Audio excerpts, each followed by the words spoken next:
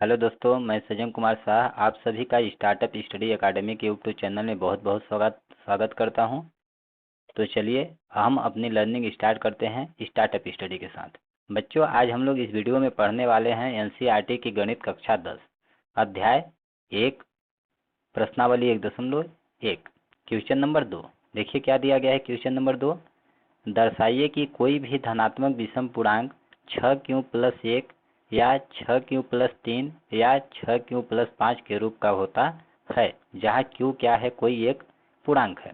देखिए बच्चों, question number 2 में दिया गया है कि हमें दर्शाना है अर्थात सिद्ध करना है कि कोई भी धनात्मक विषम पूर्णांक किस रूप का होता है, 6q+1 या 6q+3 या फिर 6q+5 के रूप का होता है, जहाँ q क्या है, एक पूर्णांक है। ठीक, तो चलिए हम इसको हल करते हैं। इसका मतलब ये बोला गया है कि 6q+1 जो है विषम संख्या है, 6q+3 6q+5 ये सभी विषम पूर्णांक मतलब विषम संख्याओं को दर्शा रही हैं। ये चीज हमें सिद्ध करना है। तो चलिए हम लोग हल करेंगे। इसको लिखेंगे हल, हम लिख देंगे हल। देखिए हम लिखेंगे चूंकि हम जानते हैं कि भाज्य बराबर क्या होता है, चूंकि हम जानते हैं भाज्य बराबर होता है भाजक गुणे भागफल प्लस शेषफल, इतना हम जानते हैं होता है। अर्थात भाज्य यदि हम ए लेते हैं, भाजक बी लेते हैं, भागफल क्यों लेते हैं, शेषफल आर लेते हैं, तो क्या हो जाएगा, ए बराबर बी क्यू प्लस आर हो जाएगा। ठीक, अब हम ए मान लेते हैं। यहाँ हम मान लेंगे कि माना ये कोई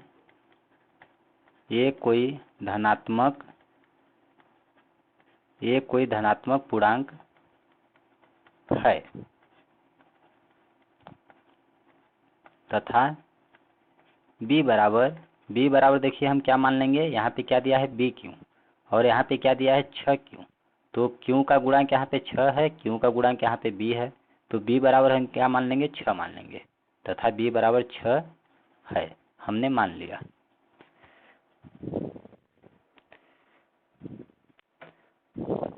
अब देखिए हम यहाँ पे यूज करेंगे यूक्लिड विभाजन एल्गोरिथम का, तो हम लिख देंगे यूक्लिड विभाजन एल्गोरिथम से। यूक्लिड विभाजन एल्गोरिथम क्या होता है,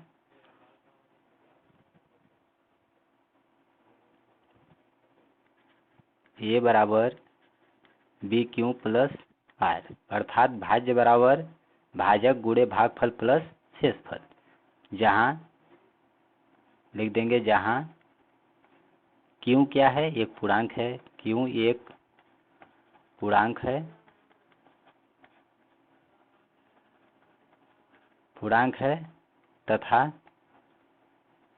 तथा आर क्या है, शेषफल है। और हम जानते हैं आर शेषफल का मान 0 होता है या 0 से बड़ा होता है, तो आर क्या है, 0 से देखिए बड़ा है या फिर बराबर है। लेकिन आर का मान भाजक से क्या होता है, शेषफल का मान भाजक से हमेशा छोटा होता है, अर्थात आर का मान बी से क्या होगा, छोटा होगा। तो लिख देंगे आर का मान छोटा होगा, बी बराबर यहाँ पे क्या है 6 है, इसलिए हम यहाँ पे लिख देंगे 6। तो आर का मान क्या होगा, 6 से छोटा होगा।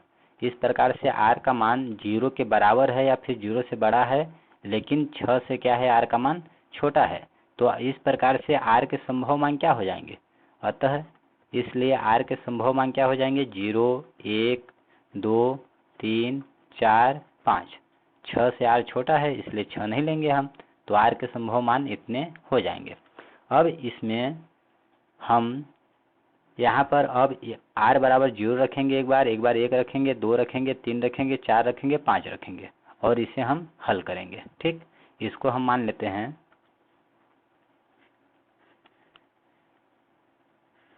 इसे मान लेंगे हम समीकरण 1। ठीक, अब इसमें चलिए हम लोग मान रखते हैं। हम रखेंगे यदि r बराबर 0 हो तब देखिए क्या हो जाएगा, a बराबर क्या हो जाएगा 6q प्लस r के जगह पर 0 रखेंगे तो 0 का मान कुछ नहीं, a बराबर क्या आ जाएगा 6q आ जाएगा। तो हम यहाँ पे देख रहे हैं कि 6q क्या है, एक सम पूर्णांक है। 6q विषम पूर्णांक नहीं है, 6q एक क्या है, सम पूर्णांक है। क्यों, यहाँ से 6q क्या दर्शा रहा है, 6 क्या है 2 से विभाजित हो जाएगा। तो हम लिख देंगे कि यह 2 से विभाज्य होगा, लिखेंगे यह 2 से विभाज्य होगा। ठीक, इसलिए देखिए 6q क्या है 2 से विभाजित हो जाएगा, जैसे 6q दिया हमें बटा 2, तो 2 तिहाई क्या होगा 6 होगा। इस प्रकार से 3q आ जाएगा, अर्थात 6q है जो 2 से पूर्णतः विभाजित हो जाएगा। या फिर एक तरीका और है, q क्या है एक पूर्णांक है।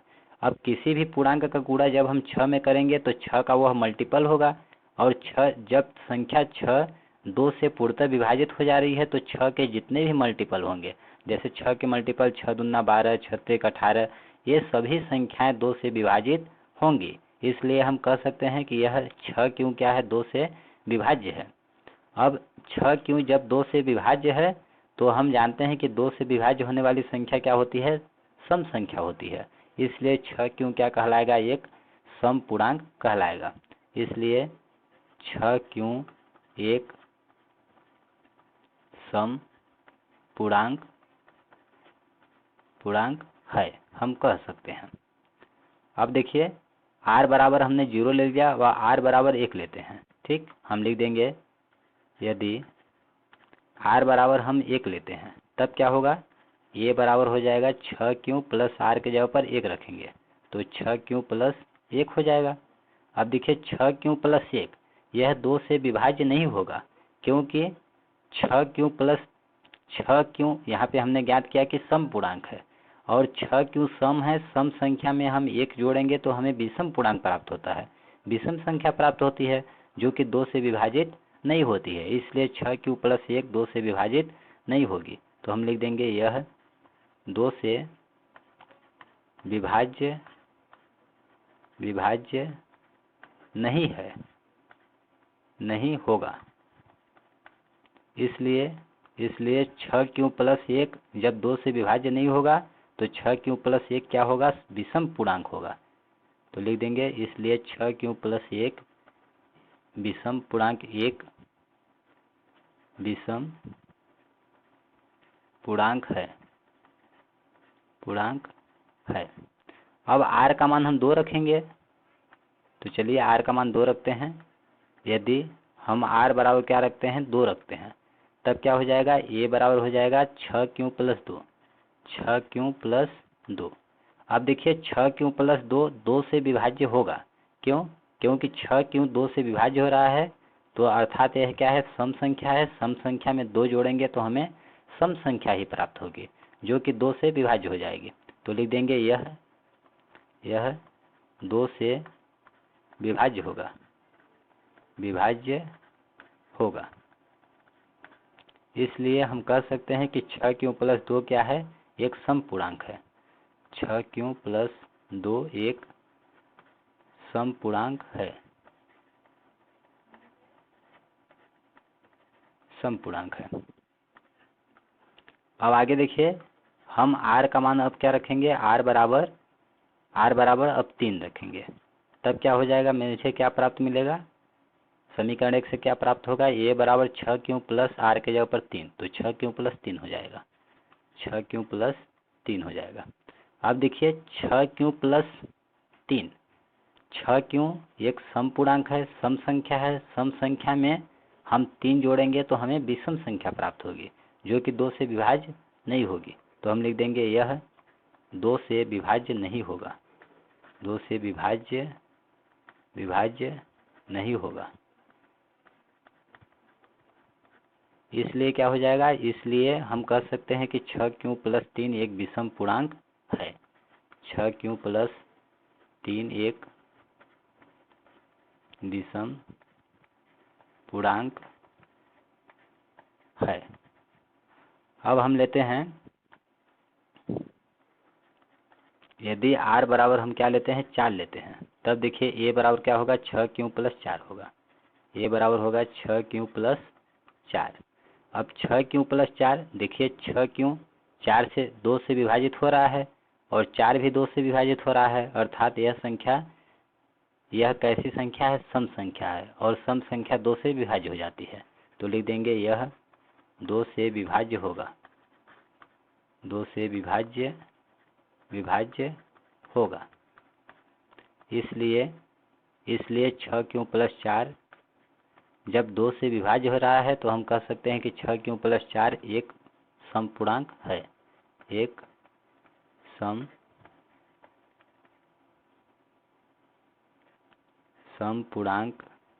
पूर्णांक है। ठीक, अब हम लेते हैं r का मान, लास्ट अंतिम मान क्या बचा, 5।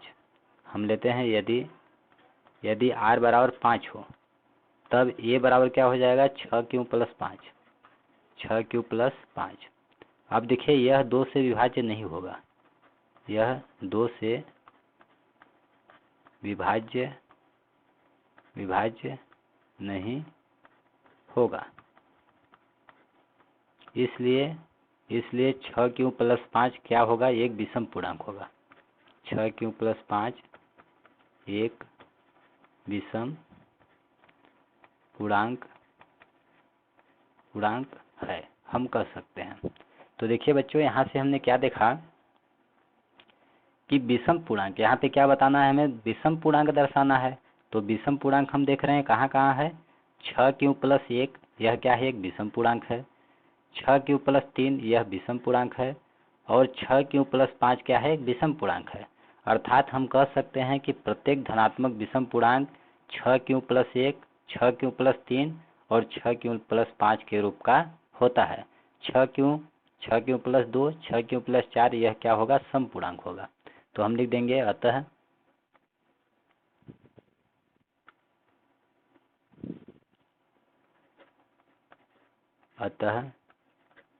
प्रत्येक धनात्मक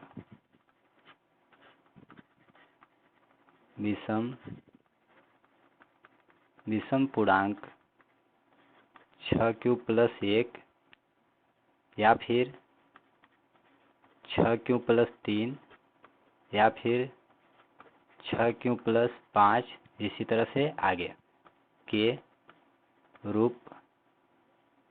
रूप का होता है। यह हो गया हमारा इति सिद्धम, प्रूव्ड। ये मैंने सिद्ध कर लिया कि 6 प्लस 1, 6 प्लस 3, 6 प्लस 5 एक धनात्मक विषम पूर्णांक को निरूपित करता है। तो आई होप बच्चों क्वेश्चन नंबर 2 आपको अच्छी तरह से समझ में आ गया होगा। अब चलिए अगला क्वेश्चन देखते हैं। क्वेश्चन नंबर 3 देखिए बच्चों, क्वेश्चन नंबर 3 क्या दिया गया है, किसी परेड में 616 सदस्यों वाली एक सेना आर्मी की टुकड़ी को 32 सदस्यों वाले एक आर्मी बैंड के पीछे मर्ज करना है। दोनों समूहों को समान संख्या वाले स्तंभों में मर्ज करना है। उन स्तंभों की अधिकतम संख्या क्या होगी जिसमें वे मर्ज कर सकते हैं। ठीक, यहाँ पे बोला गया है कि किसी एक परेड में, जैसे आप लोगों ने 15 अगस्त 26 जनवरी में परेड करते हुए देखा होगा। ठीक, तो किसी परेड में बोला गया है कि 616 सदस्यों वाली सेना की एक आर्मी है। ठीक, इनकी टुकड़ी है और इसको हमें 32 सदस्यों वाली आर्मी बैंड के पीछे मर्ज करना है। ठीक, अब कैसे मर्ज करना है कि दोनों समूहों को समान संख्या वाले स्तंभों में मर्ज करना है। तो उन स्तंभों की अधिकतम संख्या ज्ञात कीजिए क्या होगी जिसमें वे मर्ज कर सकते हैं। तो इसका मतलब क्या है, देखिए बच्चों, मतलब यह है कि यहाँ पे हमें एक समूह क्या दिया गया है, 616 सदस्यों वाली एक सेना आर्मी का हमें समूह दिया गया है और एक समूह 32 सदस्यों वाली आर्मी बैंड का समूह दिया गया है। अब इन सेनाओं, इनको ये किसी पीरियड में चल रहे हैं तो इनको इस तरह से मर्ज करना है अर्थात 32 सदस्यों वाली जो आर्मी बैंड की सेना है, इसके पीछे 616 सदस्यों वाली सेना आर्मी की टुकड़ी को इस तरह से मर्ज करना है कि इसके स्तंभों की संख्या क्या हो, एक समान हो। अर्थात कहने का मतलब है कि 32 सदस्यों वाली आर्मी बैंड की जो लाइन है, स्तंभ मतलब लाइन जो है, यदि 4 लाइन इनकी हैं, 4 लाइन इनकी बनी हुई है, तो 4 लाइन ही 616 सदस्यों वाली सेना आर्मी की टुकड़ी की होनी चाहिए। ठीक, इस तरह से यदि इनकी 8 लाइनें बनी हुई हैं तो इनकी भी 8 लाइनें होनी चाहिए। तो इस प्रकार से हमें एक दूसरी लाइन के सीध में बिल्कुल एक दूसरे को मर्ज करना है, एक दूसरे को चलाना है। ठीक, तो इसके लिए हम लोग क्या करेंगे, अर्थात कहने का मतलब यह है कि हमें एक ऐसी संख्या ज्ञात करनी है जो संख्या इसको भी विभाजित करे और 32 को भी विभाजित करे।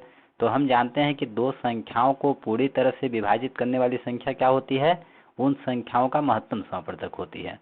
तो हमें इन दोनों संख्याओं का महत्तम समापवर्तक यहाँ पे ज्ञात करना है। महत्तम समापवर्तक जब ज्ञात करेंगे तो हमें स्तंभों की संख्या पता चल जाएगी कि कितने स्तंभ होने चाहिए।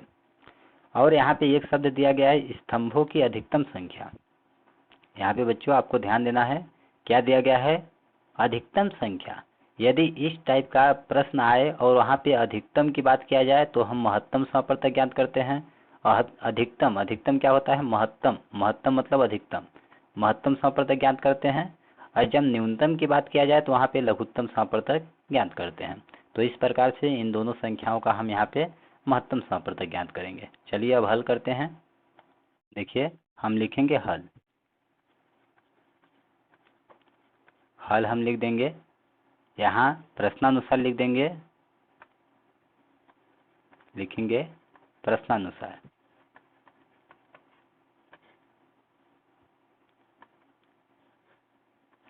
प्रश्नानुसार क्या हो जाएगा, स्तंभों की अधिकतम संख्या क्या हो जाएगी,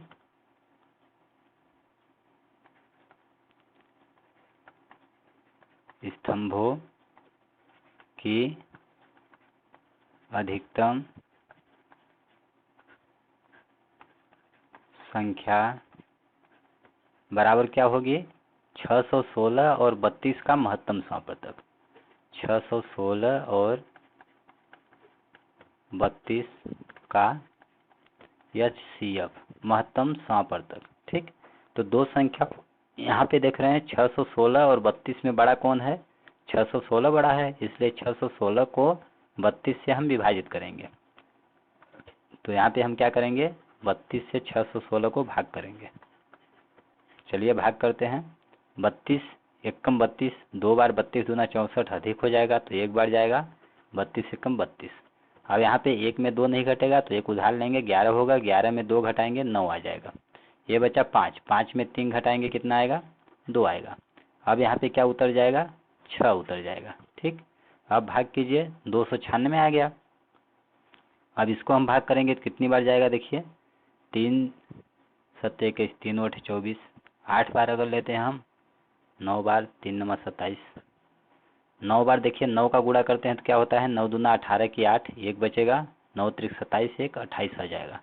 9 बार जाएगा 288 आ रहा है। ठीक, तो 32 नैया कितना होगा, 9 दूना 18, एक बचा, 9 त्रिक 27, एक 28 हो गया। अब यहाँ पे इसको घटाएंगे हम तो क्या आ जाएगा, ये 6 में 8 नहीं घटेगा, 16 हो जाएगा, 16 में 8 घटाएंगे क्या बचेगा, 8।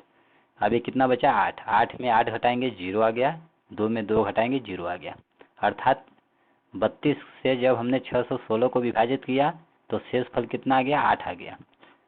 अब शेषफल 8 आ गया तो देखिए 32 इसको पूरी तरह विभाजित नहीं कर पाया, इसलिए 8 से अब हम 32 को विभाजित करेंगे। तो यहाँ पे क्या करेंगे, 8 से अब किसको विभाजित करेंगे हम, 32 को। तो 8 चौक कितना हो जाएगा, 32। देखिए यहाँ पे 32 में 32 घटाएंगे 0, शेषफल 0 आ गया। और हम जानते हैं कि दो संख्याओं का महत्तम समापवर्तक क्या होता है, जब उन्हें आपस में इस प्रकार से भाग करते हैं जब तक कि शेषफल 0 ना आ जाए। और जब शेषफल 0 आ जाता है तो शेषफल के जस्ट पहले का भाजक क्या होता है, हमारा महत्तम समापवर्तक होता है, अभिष्ट HCF होता है। इस प्रकार से इन दोनों का HCF क्या हो जाएगा, 8 हो जाएगा। चलिए अब इसको हम लोग लिखते हैं। 616 और 32 का यहाँ पे हम लिखेंगे यूक्लिड विभाजन एल्गोरिथम से। यूक्लिड विभाजन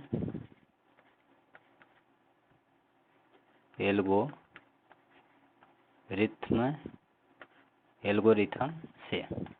ठीक, यूक्लिड विभाजन एल्गोरिथम क्या होता है? a बराबर बी क्यू प्लस आर, अर्थात इसका मतलब क्या है? इसका मतलब यह है कि भाज्य बराबर भाजक गुणे भागफल प्लस आर क्या है? शेषफल। ठीक, ये हो गया।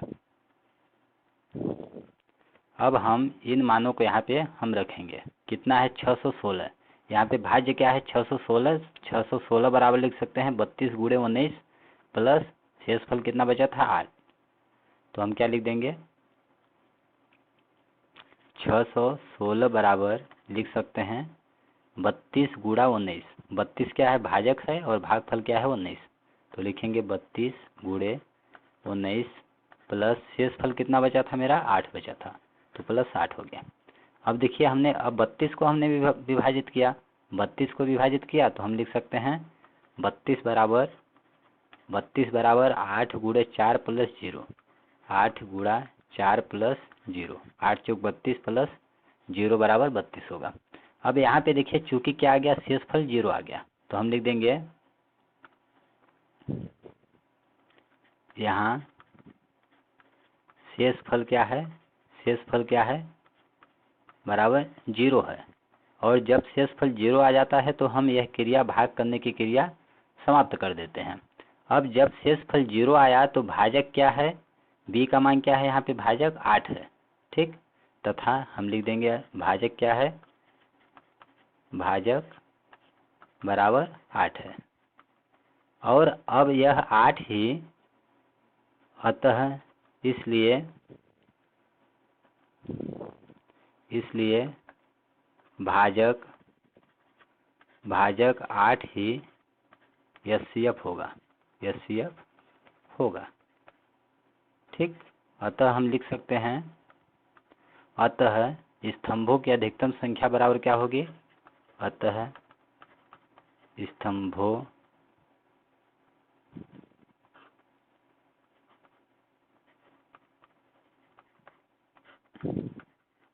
स्तंभों की अधिकतम संख्या